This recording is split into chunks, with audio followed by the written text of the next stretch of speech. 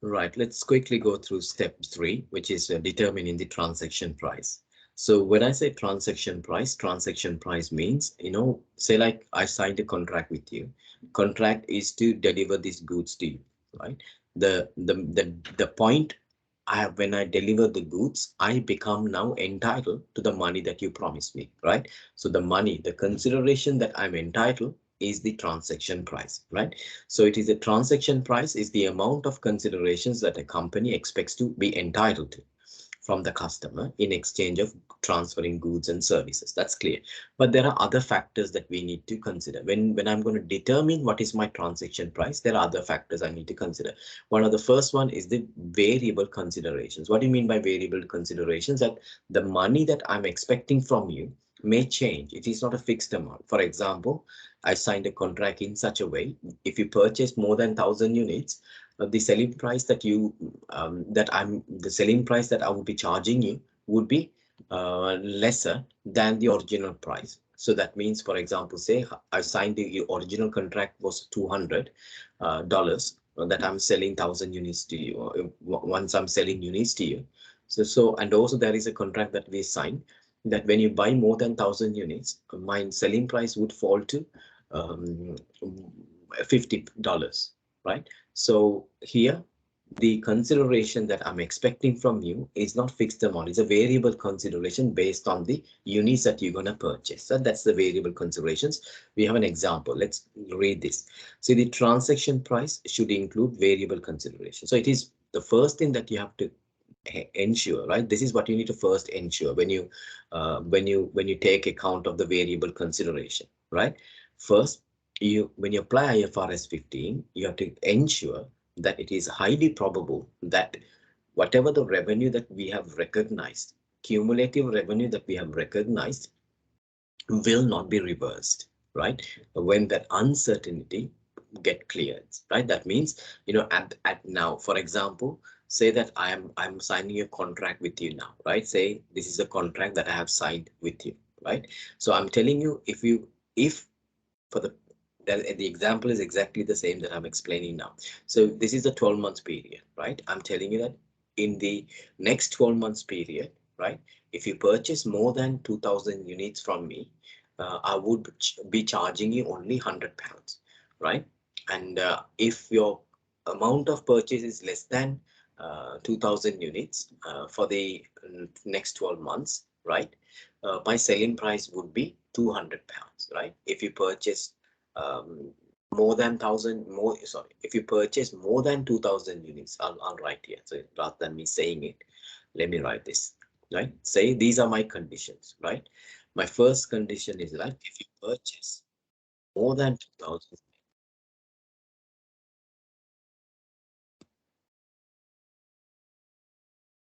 I can't write this. Let's see here, right? If you purchase more than 2,000 units,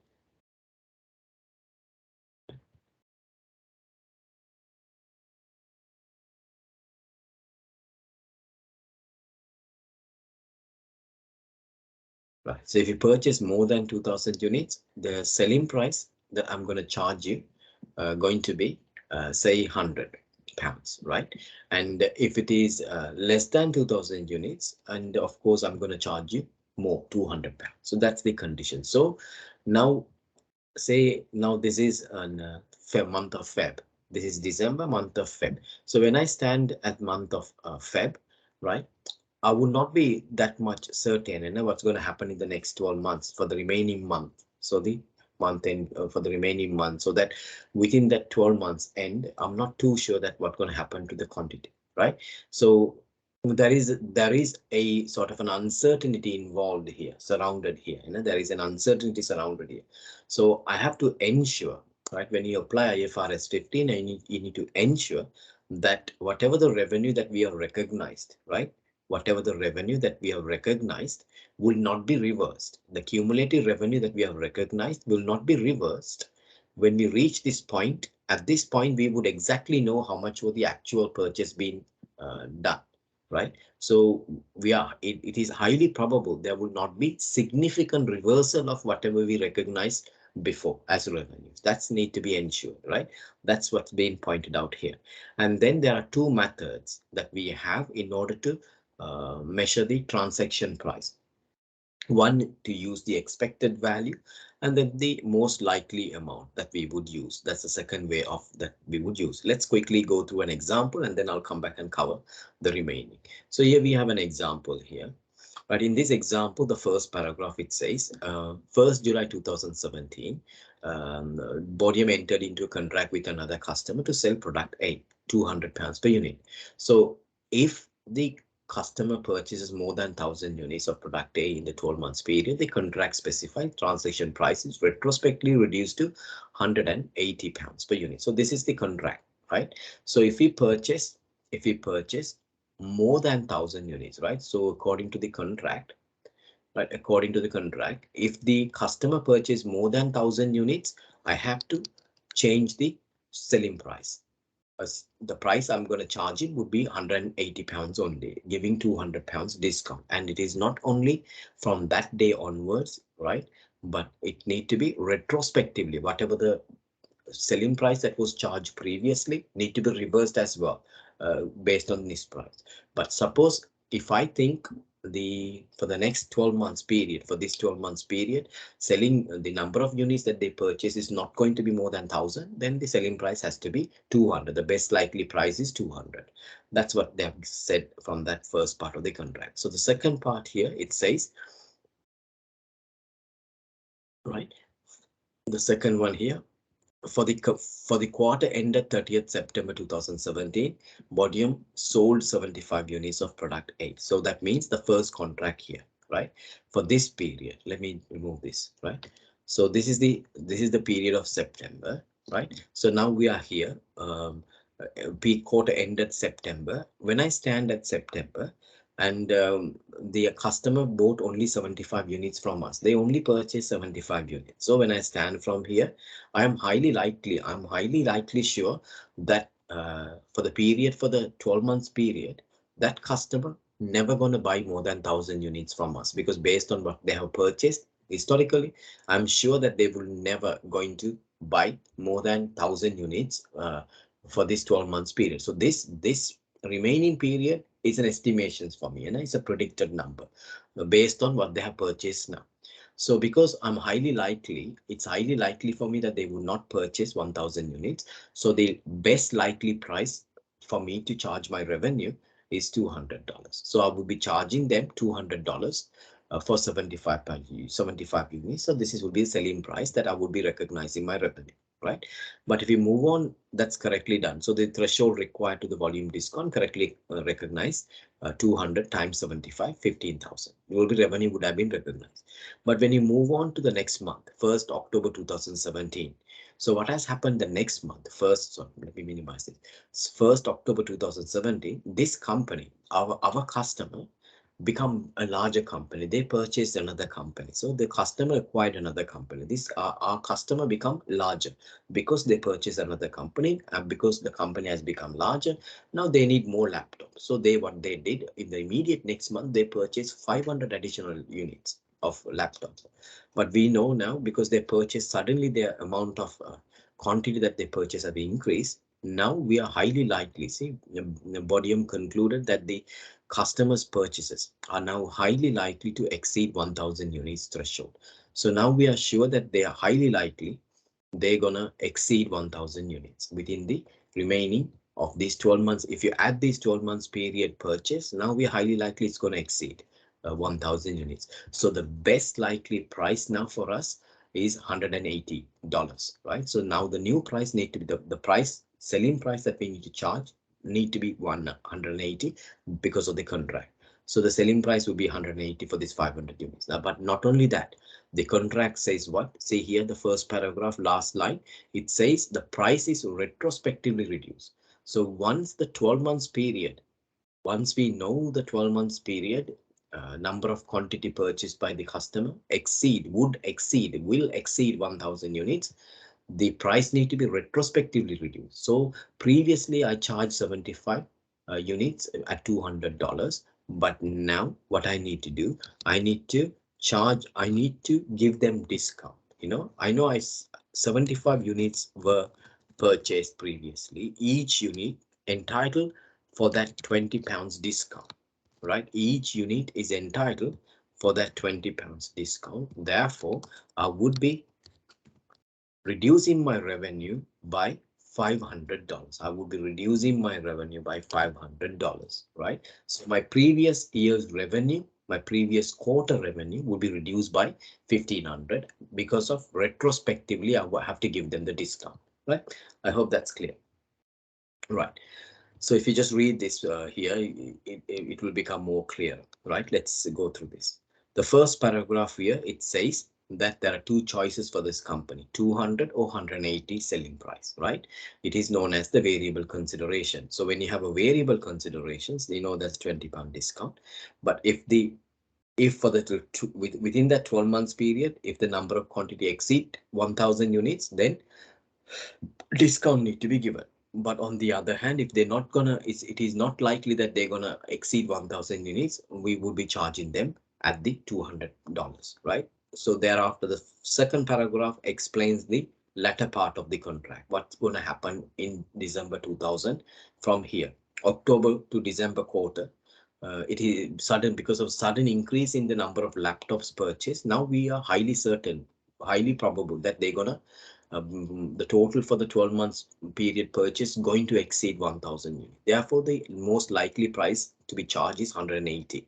That's done. But the problem that we have, because this 500 will be at 180, that's done. But the problem we have is that the contract, we know, even though previously we charged 200 at 75, now the latest fact says that it's going to exceed 1,000 units. Therefore, we have to retrospectively change. We have to go backwards and then change the previous price, and then we have to offer the discount to the customer. So $20. So the previous year revenue, previous quarter revenue need to be reduced by 1,500, right? I hope that's clear.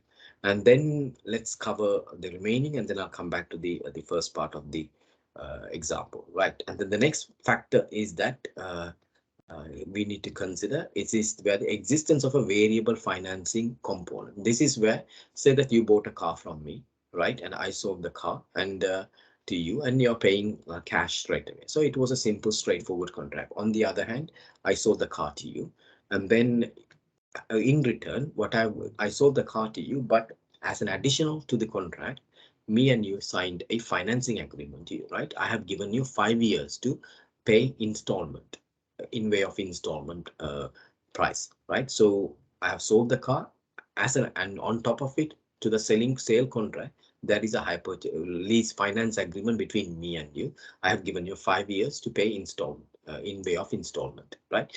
So here there is an additional factor because you are taking time to give the money back to me, right? So so there is an additional credit risk that I am facing because I'm giving you more time to pay.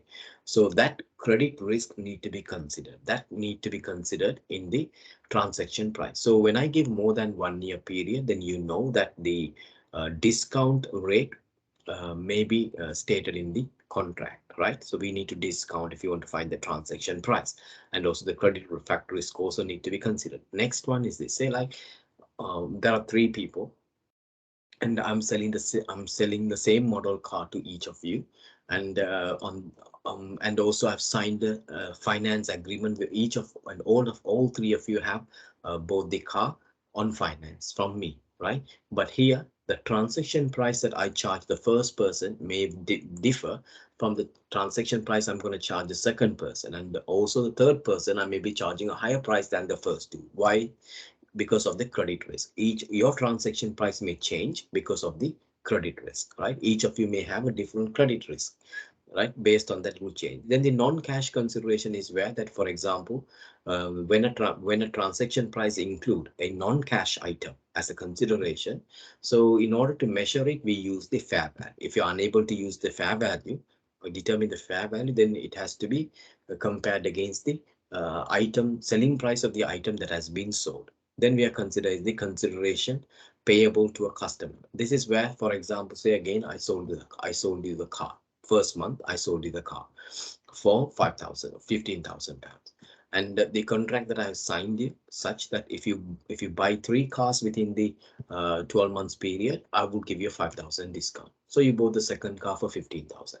But when you buy the third car, what happens? I have to give you back money, discount, refund payable for you, right? So these kind of facts are where the considerations payable to a customer, right? Example of this type of considerations include discount, rebates, and refunds on goods or services provided by the entity, right? So we have to be carefully apply management judgment when you have this kind of considerations. And then we have this activity two, right?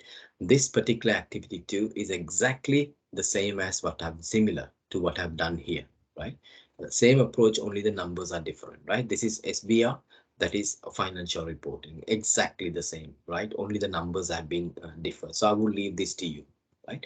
But as I pointed out, the first paragraph is what is important here, right? So when you apply IFRS 15, you know that we are standing at one point, and we are determining that the remaining period would not, about it, we are predicting the remaining periods revenue, right? So when you apply IFRS 15, we have to ensure that it is highly probable, right? When you reach the end of that period, that at that point where that we would actually know how many quantities being purchased, right? When you reach that point, we have to ensure it is highly probable that we will not reverse the cumulative revenue that we have already recognized, right? So that there won't be any major changes for the revenue that we have recognized. That has to be ensured at the start point of the contract, right? That's something that you need to ensure, and then the remaining would be the same. So let's go quickly here.